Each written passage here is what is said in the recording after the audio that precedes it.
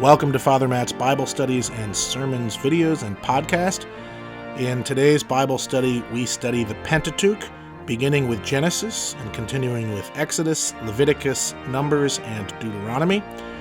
God bless you and hope you enjoy the Bible study. Let us pray. Almighty God, send your Spirit to be with us today as we continue to read through the book of Exodus. Help us to understand some of the festivals and other parts of the law that we are beginning to enter into. All this we ask through Christ our Lord. Amen. Okay, we're going to kind of go backwards slightly just because I think it will be helpful. And last time just to give you some sort of summary, we read Exodus 11 and some of 12. And 11 is the warning of the final plague, and then 12 gets into a mix of the final plague, and which is the Passover and the death of the firstborn.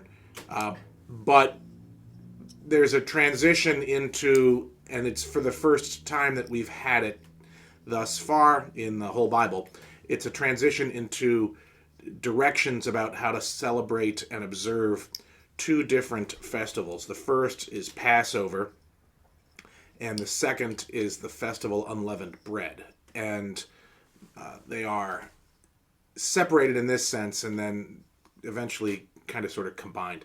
And then we didn't get to it, but then after all of that, they actually have the Passover, and then they go out, and then there's the business with the pillar of cloud, and then it gets more directions for the Passover, and when we get to chapter 13, which we haven't gotten to at all yet, then we get more directions and slightly different directions for the festival Unleavened Bread.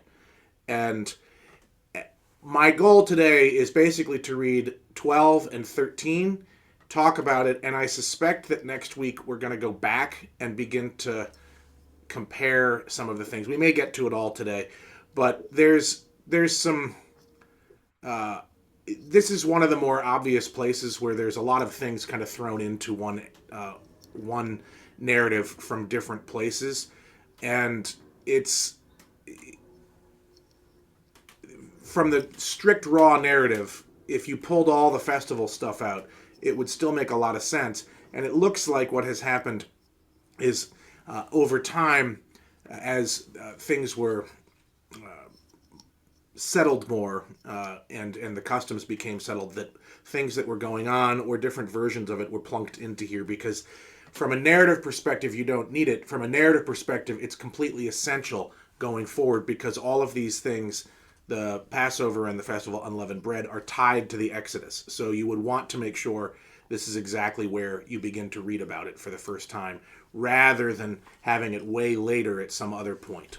I hope that makes some sense. But we will... So it makes sense canonically a lot, actually, even though it's really confusing. And it makes sense also from sort of a narrative thread standpoint.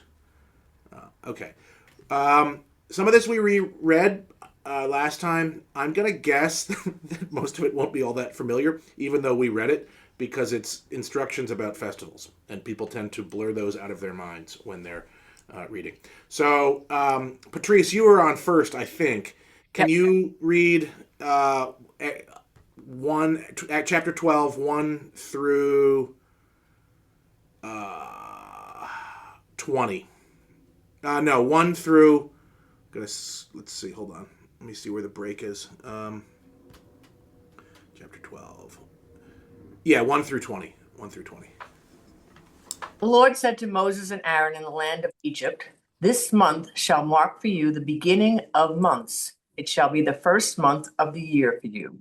Tell the whole congregation of Israel that on the 10th of this month they are to take a lamb for each family, a lamb for each household.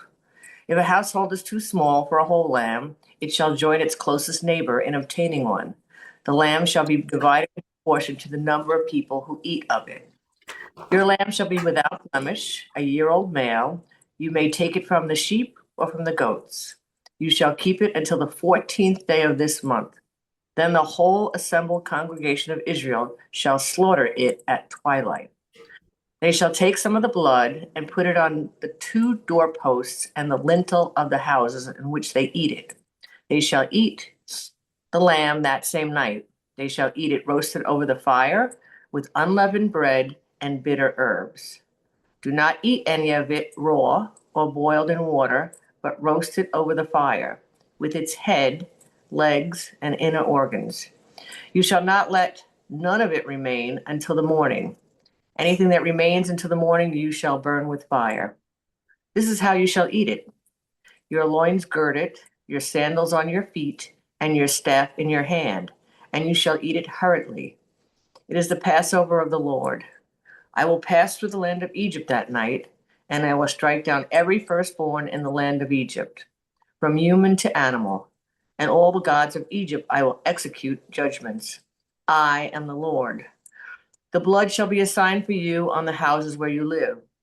When I see the blood, I will pass over you, and no plague shall destroy you when I strike the land of Egypt. This day shall be a day of remembrance for you. You shall celebrate it as a festival to the Lord. Throughout your generations, you shall observe it as a perpetual ordinance. 7 days you shall eat unleavened bread. On the first day, you shall remove leaven from your houses. For whoever eats leavened bread from the first day until the seventh day shall be cut off from Israel. On the first day, you shall hold a solemn assembly, and on the seventh day, a solemn assembly. No work shall be done on those days, only what everyone must eat, that alone may be prepared by you. You shall observe the festival of unleavened bread, for on this very day I brought your companies out of the land of Egypt. You shall observe this day throughout your generations as a perpetual ordinance. In the first month, from the evening of the 14th day until the evening of the 21st day, you shall eat unleavened bread. For 7 days no leaven shall be found in your houses. For whoever eats what is leavened shall be cut off from the congregation of Israel, whether an alien or a native of the land. You shall eat nothing leavened. In all your settlements you shall eat unleavened bread. Great. Okay. What I want to focus on today, last time we talked about the lamb and the bread and what have you, is the times and the dates and that sort of thing, and what's going on. Because when we get to it again, we'll see how well it matches. It does to a degree. So if you start at the beginning, is the month ever named? I didn't think so.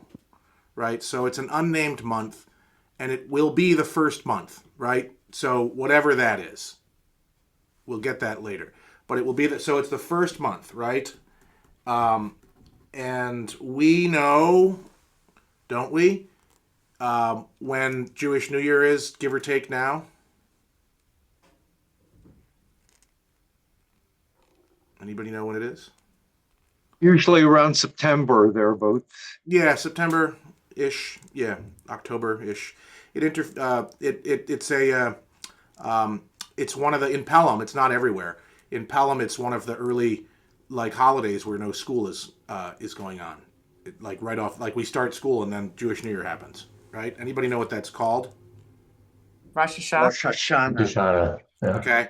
So, all right. So, is that linked to this? To be honest, I don't know, but this is the first reference we've gotten to it. Okay. So, so this is the first month, and this is the starting point, right? So, on the 10th day of that month, so you're on the 10th day of the first month, is what happens? You take a lamb. Well, you just hold on to it. You don't eat it yet. And it takes a while before you eat it. Right? You take a lamb and you keep it To the until, right? 14th, 4 days, right? Take the lamb, and then on the 14th day, same month, right? Sorry, I'm writing this down. You do what? Then you start eating it. You cut it up. Slaughter it, save the blood. You slaughter it Yep. at twilight. You take the blood, so you kill it at night, at twilight. Why twilight? Think about Jewish time. That's when sunset is when the day starts. This is the end of the day, technically. Right. Yeah, That's when the technically Sabbath this is Sabbath. starting. Sabbath Yeah. begins. So at the next day, so let's see when they eat. So this is, you do it at the end of the day, because the new day starts after sundown. After sundown. So I don't know what twilight is, to be perfectly honest. Is twilight after sundown? It's Or just Right before. before. It's just before. just before. Okay. Mhm. So when we've talked about in the Gospel according to St. John that Jesus dies when the Passover lambs are being sacrificed, it's like in the Gospel narratives, it's around 3:00, right? So that's when that's beginning to go on in the Gospels. All right. So they take the blood, the doorposts, they eat the lamb that same night. So they I'm guessing this is the 15th, right? Yes. You eat it, I'm guessing, and you're lots of instructions about how you're supposed to eat it. Eat it all by morning, right? Right. Eat it all before morning. All right. Whatever's left over, Anything that's left over, what do you do with the leftovers? you burn it. Burn Burn it. it. Okay. So you eat it all. This whole girded loins and sandals and staff, you rush through it. And what's going to happen? I will pass through the land of Egypt that night. So basically, while you're eating and doing this, and you've put the lintel stuff inside, this is going on meanwhile. Okay? And it's on animals and humans and everybody. And it is the firstborn. And the blood is the sign. Signs actually show up. There's a weirder one later that we will probably read today of a sign. This is an obvious sign, right? It's on the doorposts, right? And on the lintels. Okay, so the Lord will pass through and you'll escape the plague. And then we kind of start again. This shall be a day of remembrance for you. You shall celebrate it as the festival to the Lord throughout your generations as a perpetual ordinance. That makes sense. And then we get unleavened bread, which is now something slightly different, right? So now something new is introduced. So for 7 days, you're going to eat unleavened bread. On the first day, you'll remove. First day when? Don't know yet, right? First day of this 7-day run. You'll remove leaven from your houses, for whoever eats leavened bread from the first day until the 7th day shall be cut off from Israel. On the first day, you shall hold a solemn assembly. On the 7th day, a solemn assembly. Keep that in mind, because when we revisit it, it's not exactly the same. So it's 1st and 7th. And unleavened bread. Let me write this down. 1st and 7th are solemn assemblies. And there's no work for all 7 days, right? Mm-hmm. And work. You shall observe the festival of... See, it's got a different name, right? The previous one was... I think it was specifically called the festival... Yeah, this is the Passover of the Lord, right? This is the festival of unleavened bread. For on this very day I brought your companies out. It's slightly different. This is not the Passover. This is the Exodus. Right? Does that make sense? Mm-hmm. You shall observe this day throughout your generations as a perpetual ordinance. When? Right? On the first month, from the evening of the 14th day until the evening of the 21st day, you shall... So this is when it is. So it overlaps with it. So is it the same or is it different? Yes. It's the same, but it's different, right? So that's from the 14th through the 21st. And everybody does this. And remember, we talked a little bit about this last time.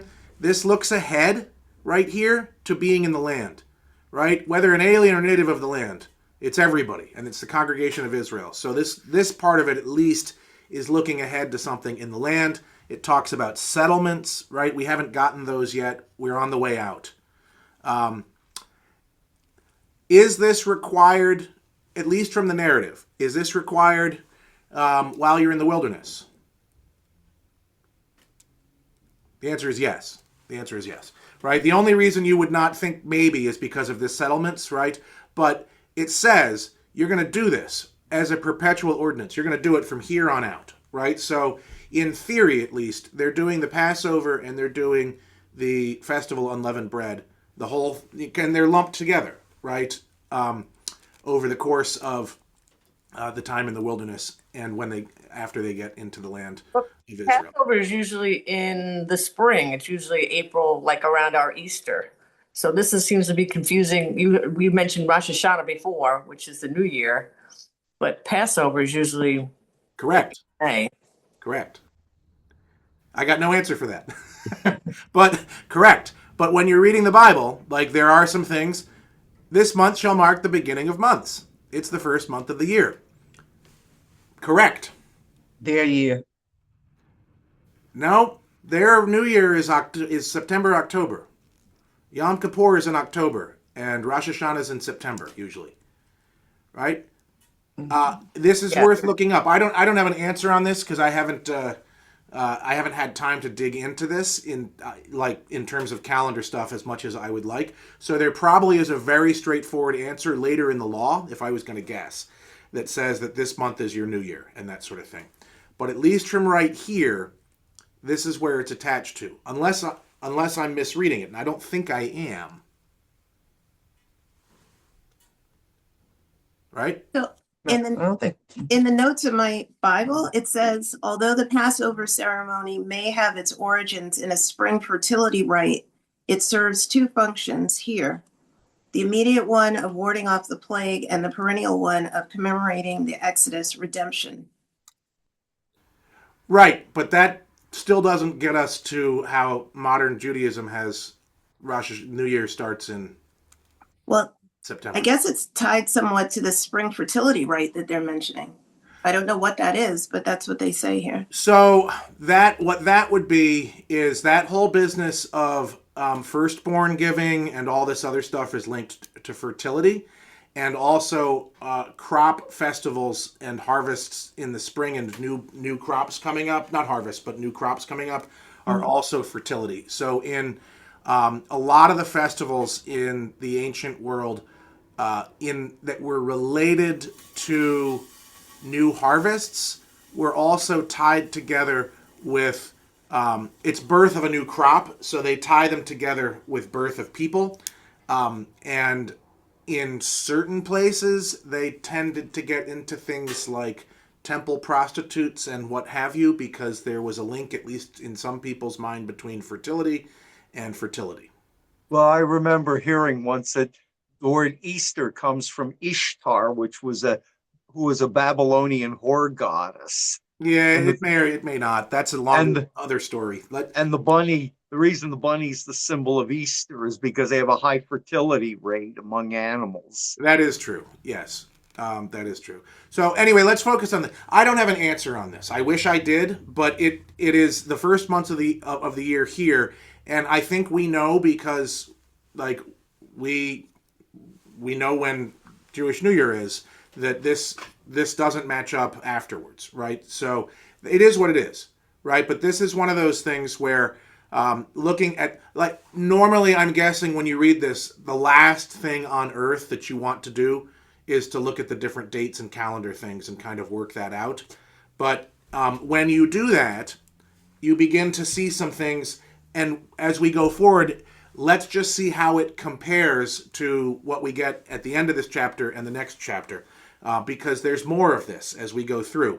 And it might be worth keeping some of this in our heads as we get into the law, because the law in Exodus and in Leviticus and Numbers and Deuteronomy in particular, it doesn't always match up. Things kind of change and this and that. And so they've got different versions of the same types of laws, but sometimes one tradition wins out.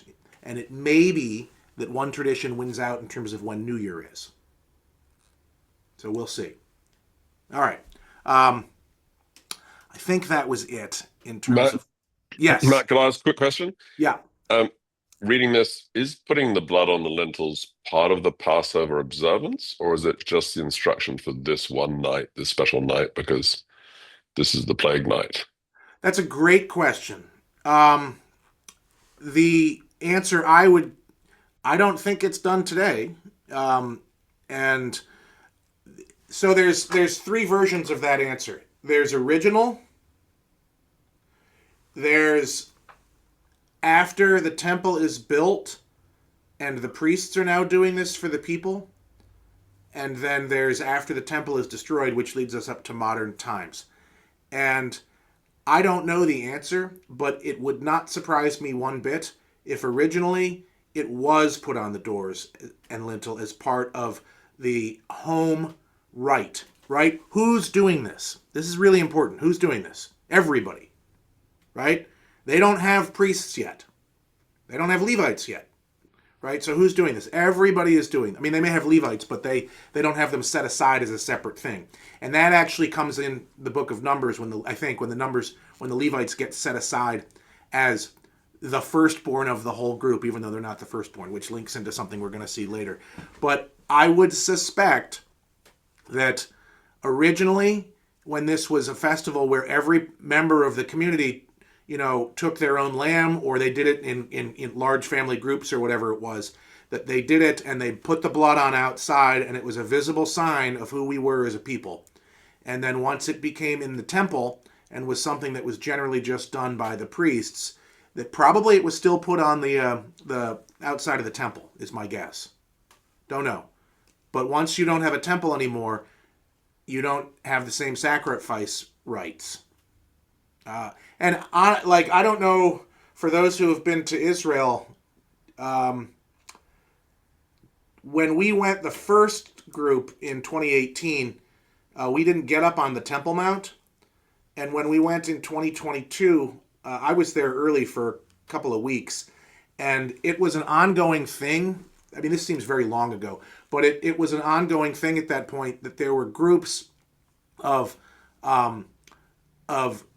sort of Messianic Jews that were trying to sneak up onto the Temple Mount with a lamb to sacrifice it there.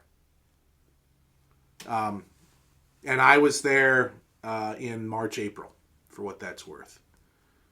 So, anyway, that's a great question. I don't really have an answer, but my guess is that it probably was originally part of the rite. And you can usually tell because it's like, so it's built into it. It doesn't say you're just going to do it this day. And then there's this I will pass over, which is from right here. I don't know if you can see my cursor or not, but it's that day, but it's also, it seems to be ongoing, but who knows, right? I don't know how the tradition fell out. All right. Any other questions? Okay.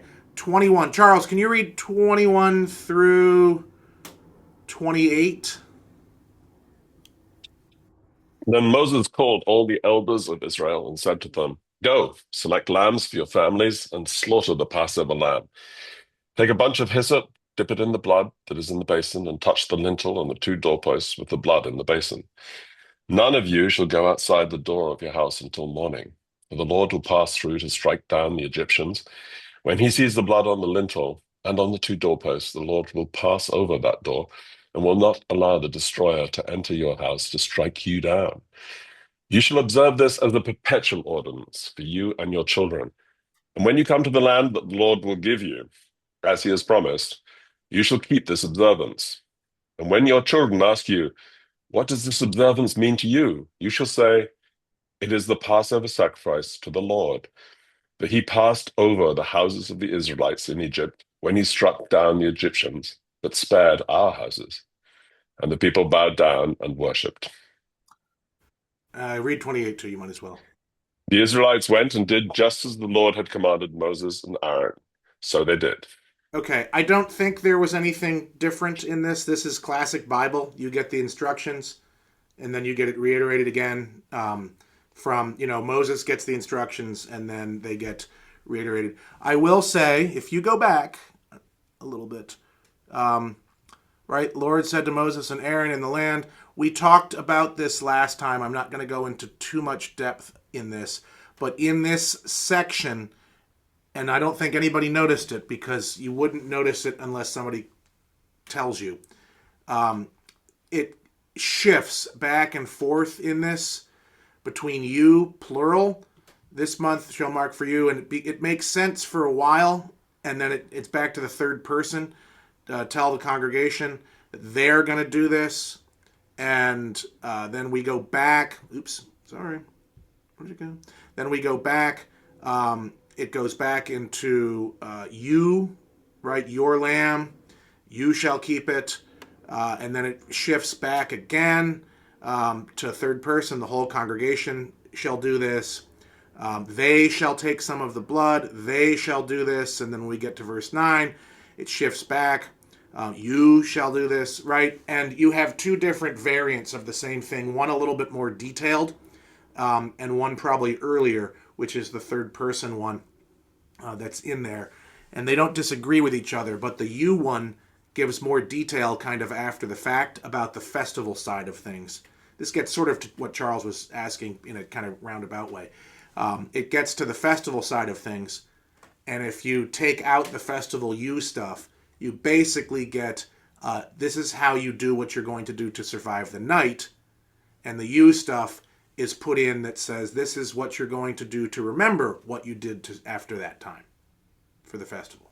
Does that make sense? I hope. Okay. When we get to this that Charles just read, I don't think anything is totally different, but you have the same break, right? So Moses calls the people, and now he tells them. First it was Moses and Aaron from the Lord, now it's Moses. And we get this, you're going to do this, the Lord is going to strike down, this is what you're going to do. And then we get a shift in verse 24, and we start talking about the observances again.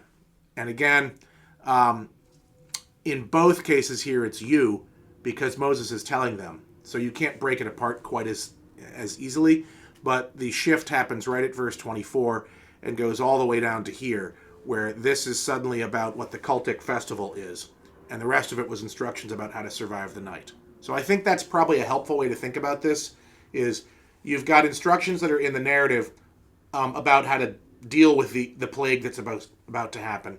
And then you have a separate set of instructions that are kind of plunked in or said sort of secondarily that are about the festival. The only other thing I'll say on this is note that we're back again to having nothing about unleavened bread. Like, that was a weird interlude, and it's now back. Now it's out. Now back out.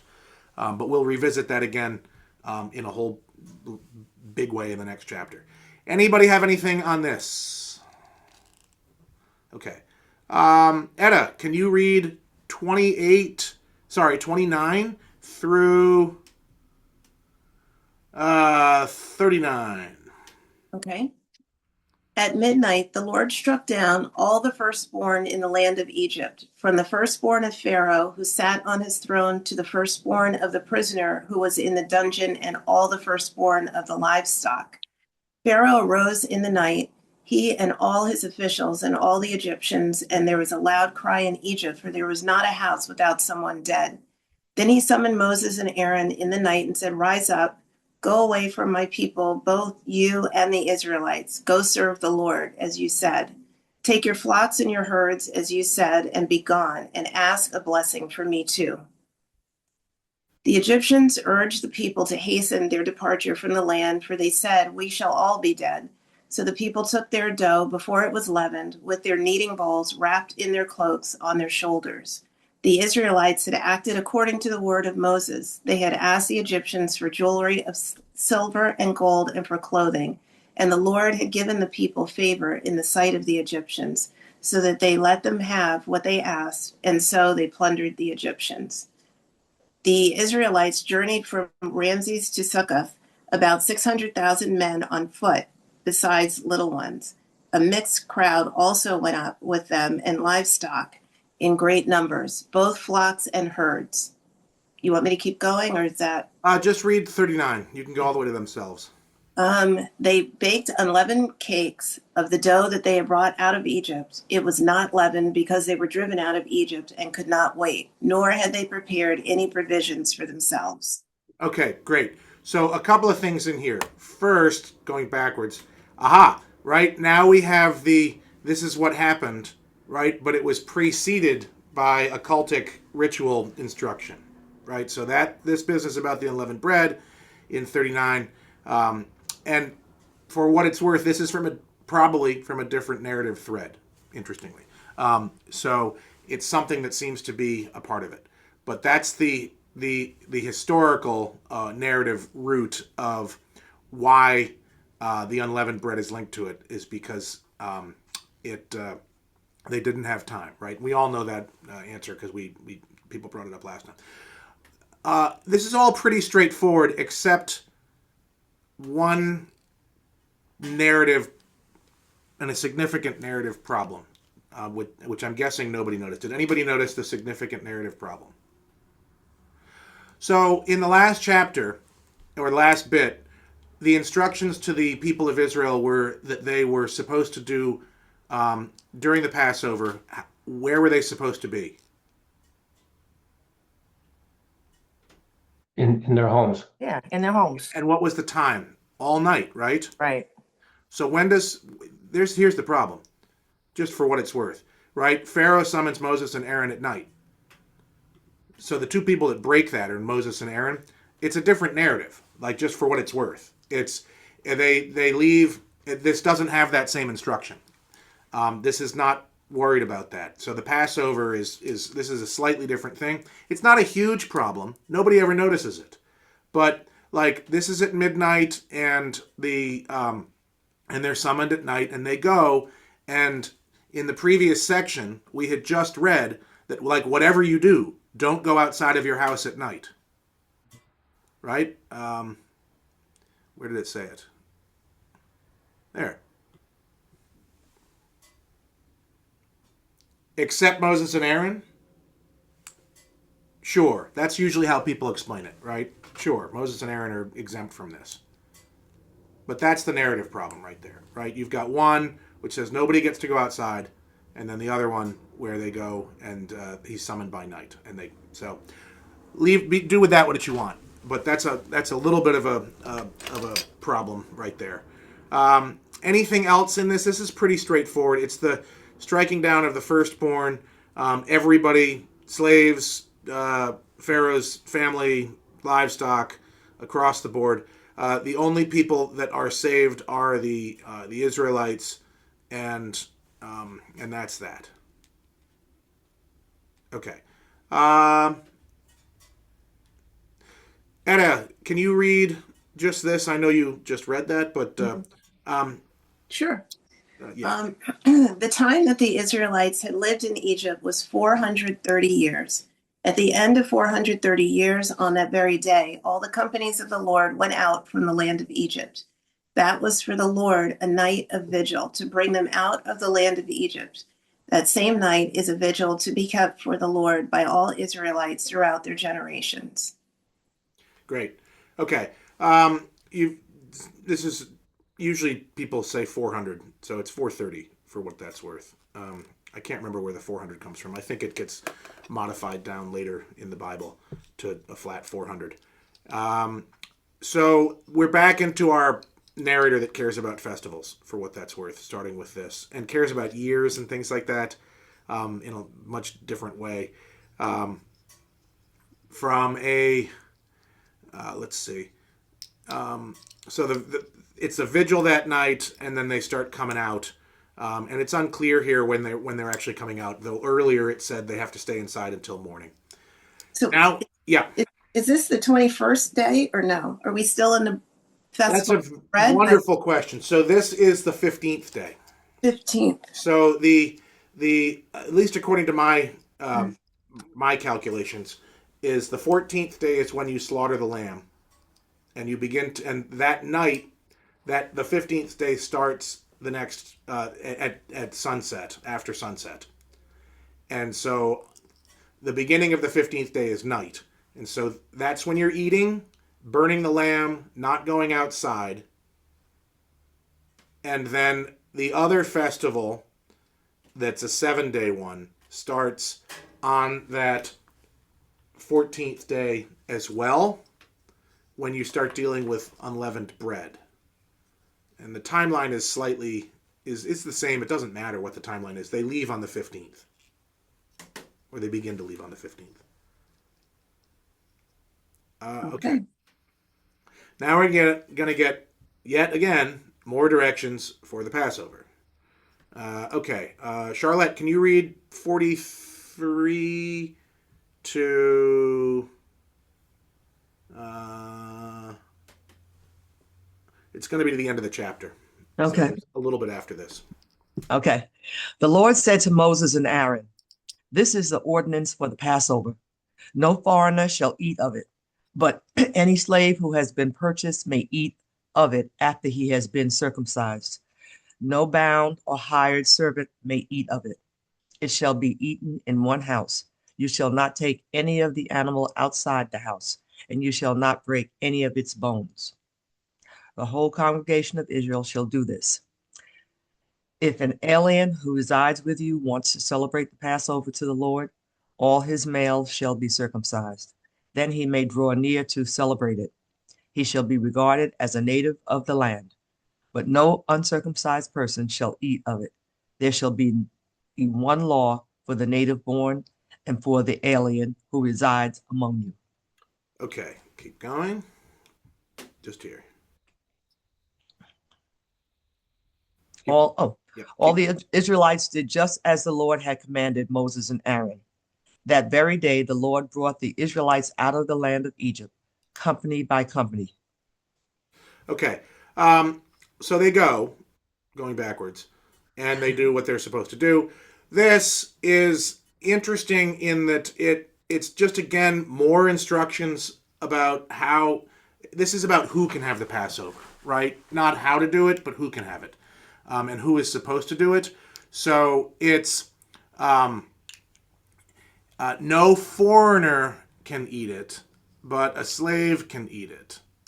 And we can talk about slavery in the Bible at some other point, but this assumes that they've got slaves, which, for the record, is fascinating when the narrative around Egypt is that they're slaves in Egypt. I'm just going to throw that one out there. Like, that's just kind of fascinating when you think about it. And again, not all of the narrators seem to assume that they're slaves in Egypt. So, for what that's worth. But... so it's eaten in one house. They can't go outside. The animals can't go outside. They can't do anything. This is weird. I just find that I don't know what to do with this. No foreigner, but if you've got an alien who resides with you, who's there, and I think what that means is that if you've got somebody who's from another place, who is circumcised, that person may not be specifically Jewish, but that person is not necessarily considered a foreigner. I don't know what the difference between alien and foreigner here is. But this is also I think this is the first time we've run into anybody, any restriction on who can do what based on circumcision, right? We saw that earlier with a couple of stories in the Genesis narrative around Abraham and that sort of thing, but we didn't see it with, and that was where it started, but we haven't seen, I don't think, I could be wrong, we haven't seen anything where you must be circumcised to participate in something. I think that's the first time we've gotten something. Okay, any comment on this? Okay. So they're out. So what's the first thing you do when you're out? Let's find out. Sherry, can you read? I don't know if you can see on your phone. You're on a sideways device. You're muted, so I don't know. No? Okay. Is that a no? Okay, I can't hear. You're muted, so I can't hear you anyway, so. All right. I'll assume no. Let's see. JD, are you on? Do you want to read? Therese, anybody want to read? I'll give it a shot. Okay, who's I'll give it? I don't know who that was. Bob. Bob. Oh, Bob. Okay, Bob, and then Therese, you can read after. How's that? There's enough for both of you. Okay. That's fine. Okay, Bob, read Exodus 13, 1 through 12. 1 through 10. 1 through 10. The Lord said to Moses, "Consecrate to me all the firstborn. Whatever is the first to open the womb among the Israelites of human beings and animals is mine." The festival of the unleavened. Moses said to the people, "Remember this day on which you came out of Egypt, out of the house of slavery, because the Lord brought you out from there by strength of hand. No leavened bread shall be eaten. Today, in the month of Abib, you are going out. When the Lord brings you into the lands of the Canaanites, the Hittites, the Amorites, the Hivites, and the Jebusites, which he swore to your ancestors to give you, a land flowing with milk and honey, you shall keep this observance in this month. 7 days you shall eat unleavened bread, and on the seventh day there shall be a festival to the Lord. Unleavened bread shall be eaten for 7 days. No leavened bread shall be seen in your possession, and no leaven shall be seen among you in all your territory. You shall tell your child on that day, it is because of what the Lord did for me when I came out of Egypt. It shall serve for you as a sign on your hand and as a reminder on your forehead, so that the teaching of the Lord may be on your lips. For with a strong hand the Lord brought you out of Egypt. You shall keep this ordinance at its proper time from year to year. Great. Okay. So we're back to unleavened bread. So the first thing you do when you get out of Egypt is you don't tell how they got out. You don't tell the story of the Red Sea. You don't tell the pillar of cloud. You talk about the festival of unleavened bread. We also have this thing that has nothing to do with anything we've read yet, except obviously the death of the firstborn. You've got the consecration of the firstborn, which is slightly out of place, it feels, but we'll get to that a little later. So we get this consecrate for me all the firstborn, and then that's left, and then there's an interlude, right? The Lord says this, and then Moses says, right, and then he tells the people about the festival of unleavened bread, right? Which is a strange disconnect if you think about it for a second. That'd be like me saying, do me a favor and go talk about the consecration of the firstborn, and then you going and saying to the people, I'm going to tell you about the festival of unleavened bread, right? So slightly different. Now we have a month for what that's worth, right? The month of Abib. I don't know off the top of my head what month that is. And we also have a slightly different take on this. Now it's just when you get there, you're supposed to do this. When the Lord brings you into the land, then you're going to keep the observance. And the other thing that was slightly different was that in the last one, there was a solemn festival on the first day and on the seventh day. And this is just the seventh day. I think you can make sense of all that pretty easily. But I think the odd thing about this is, why wouldn't you put all of the instructions about the festivals in one thing? Like, why keep breaking it apart? Why have this section of it later after they're sort of coming out, and the other section of the Passover after they're coming out? And I think the reason, or a reason, but I think a pretty decent one, is that by interspersing these instructions throughout the entire narrative, you can't read any of it without getting instructions about either the festival of unleavened bread or the festival of the Passover. Like, it's just not possible to read the narrative without running into these things. And I think that's kind of the point, is that these festivals became so important that it was an important thing that if and when you read the narrative, that you couldn't avoid the instructions for it. And I think it also probably has to do with when you're actually observing them, that the instructions are peppered into it so that the narrative and the instructions are kind of one and the same. Any comments on this? So I'm reading AI and it says Abib typically corresponds to late March and April on the Gregorian calendar. And this year, the start of Abib is March 18th or 19th. And then Passover, the first Seder, is the 14th of Abib, which will take place on the evening of Wednesday, April 1st, 2026. Yep, that's correct. Not the first day, not the first month, though, which is still a different thing, right? Just something to track down at some point. Why, where the first month gets shifted. The first month Yeah, in the yeah, I'm reading the same thing. Sorry. Go ahead. Oh, I know the first month is in September, October. I know that. But in the last chapter, it said that Passover was on the first month. It's just, it is what it is. says the first month in the Torah, God designates this as the beginning of the months, marking the start of the Jewish ecclesiastical year. When does that happen? Abib. Abib is the first month? That's Yeah. what it says. Okay. All The right. first month of the religious calendar is Abib. Well, then we need to track down why Jewish New Year is in September. Well, what There that's you about. go. There Different you thing. go. That's SAI. There you go. All right. It's a different discussion for a different day. Not a big deal. All right, let's keep going. We've got a little bit left in this. We're not going to finish the chapter, but we might as well bring up the consecration of the firstborn. Therese, can you read this? Sure. When the Lord has brought you into the land of the Canaanites, as he swore to you and your ancestors, and has given it to you, you shall set apart the Lord all that first opens the womb. All the firstborn offspring of your livestock that are males shall be the Lord's. But every firstborn donkey shall redeem with a sheep. If you do not redeem it, you must break its neck. Every firstborn male among your children you shall redeem. When in the future your child asks you, "What does this mean?" you shall answer, "By strength of hand the Lord brought us out of Egypt, from the house of slavery. When Pharaoh stubbornly refused to let us go, the Lord killed all the firstborn in the land of Egypt, from human born to the firstborn of animals. Therefore I sacrifice to the Lord every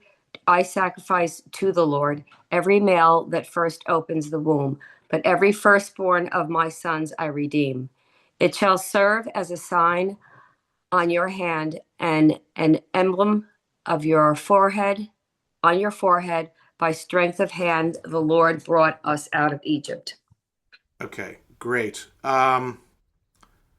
Did we get that same thing earlier? Yes. It sounds So, familiar. a couple of things. One, this is following up on the prior thing that Bob had read, right, about the firstborn. It is linked to, obviously, the Exodus and the 10th plague. And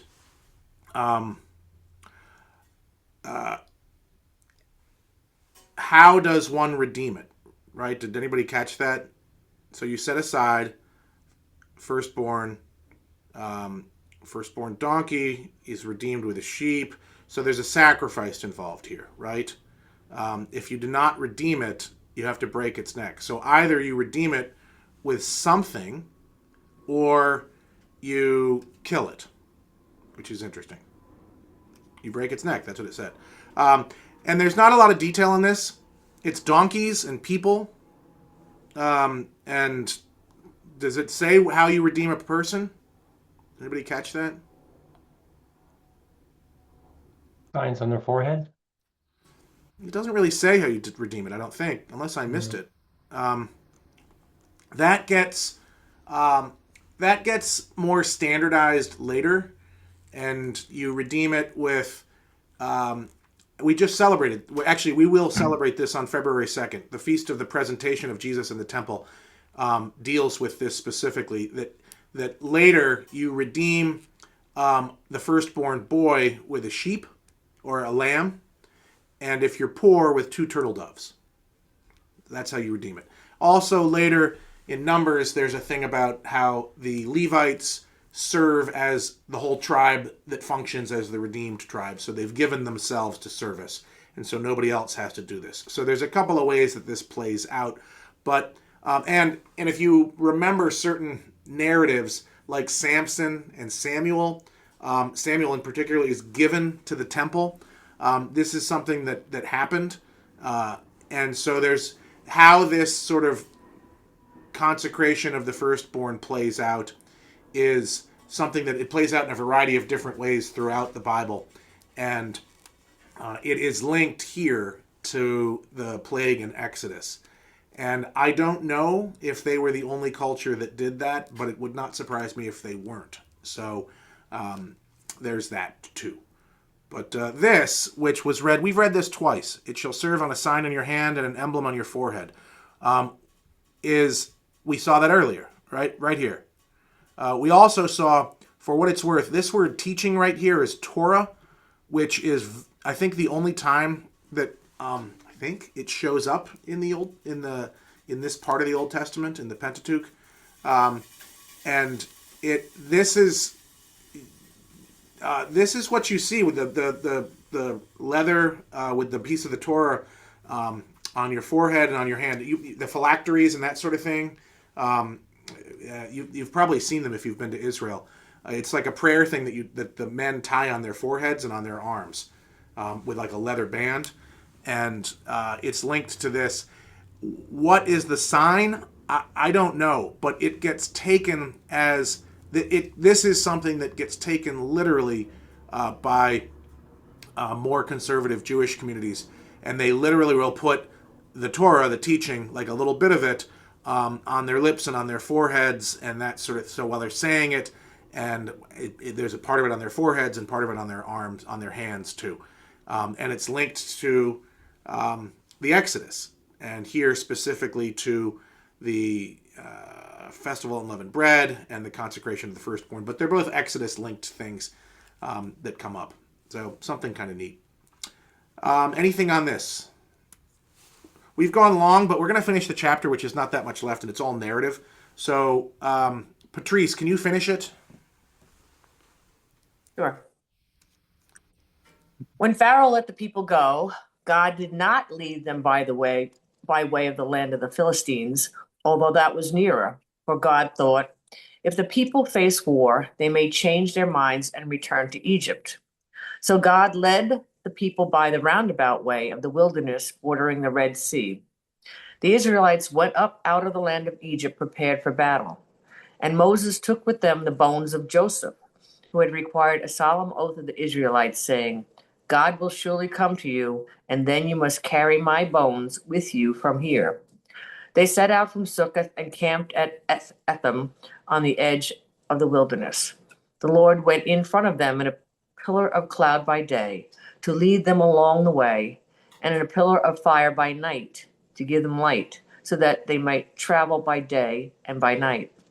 Neither the pillar of the cloud by day nor the pillar of fire by night left its place in front of the people.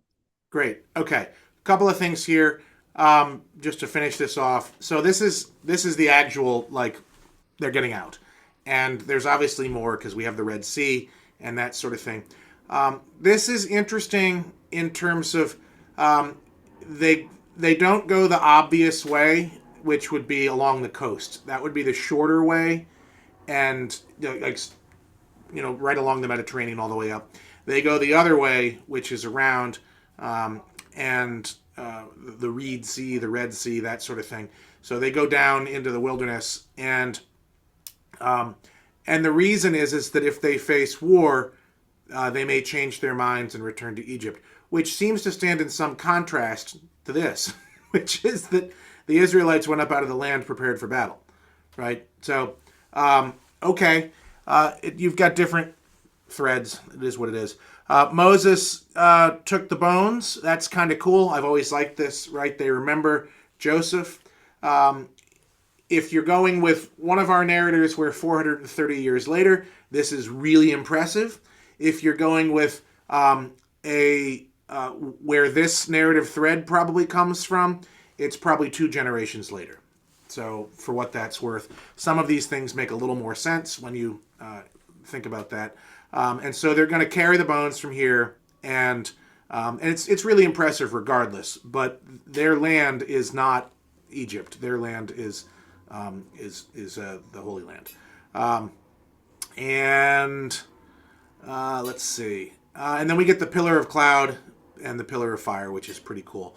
And that's that. We'll get next week the crossing of the Red Sea, which is a very long chapter, and that's probably we'll probably read that and maybe the songs that follow, but and then we'll get into things like manna and all that other stuff. So good stuff coming ahead. Any comments on anything that we've read or what we just finished? All right, let me stop sharing. Okay, very good. I thought that was effective, a useful Bible study, I hope, for everybody. Great class. Thank you very much. Great. Thank you. God bless. See you later. Bye-bye.